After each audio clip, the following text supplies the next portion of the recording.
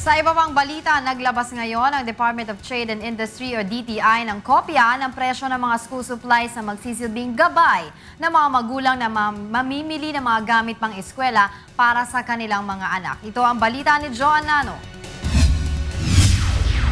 Bunsod ng nalalapit na muling pagbubukas ng klase, naglabas ang Department of Trade and Industry ng suggested retail prices school supplies. Sa inilabas na price list ng DTI, nasa 10 piso hanggang 30 pesos ang presyo ng kada isang notebook, depende sa brand nito. Habang ang pad papers na 80 leaves ay nagkakahalaga ng 9 hanggang 12 pesos. Ang Crayola na 8 piraso ay nagkakahalaga ng 11 hanggang 20 pesos.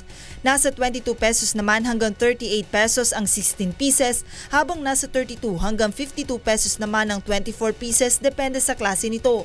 Samantala, 3 hanggang 6 na piso ang presyo ng kada piraso ng lapis. 12 pesos hanggang 22 pesos naman kung bibili ka ng isang set nito. Ang ballpen ay nasa 5 piso hanggang 10 piso ang kada piraso. 11 pesos hanggang 29 pesos naman kung isang set ang iyong bibilhin. Hinikayat naman ng DTI ang publiko na makabubuti kung sa mga bookstore na lamang bibili ng school supply. Ayon kay DTI Undersecretary Vic Dimagiba, nakausap na nila ang mga may-ari ng bookstore at tiniyak ng mga ito na hindi na sila magtataas pa ng presyo ng mga gamit pang eskwela. Dito na lang po tayo sa mga bookstore dahil ang presyo po niyan, ginarantisado nila sa DTI na hindi na po yan magpapalit. Huwag na po tayo makipagsiksikan. Very competitive po ang gabay na nilabas ng DTI with the prices sa say Baclaran, Caloocan.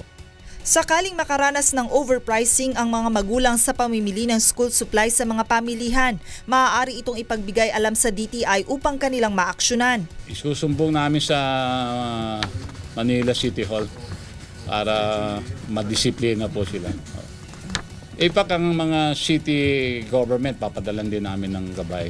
Sa kabila ng sunod-sunod na pagtaas ng presyo ng gasolina, tiniyak naman ng DTI na wala itong magiging epekto sa presyo ng mga school supply. Joan Nano, UNTV News Worldwide.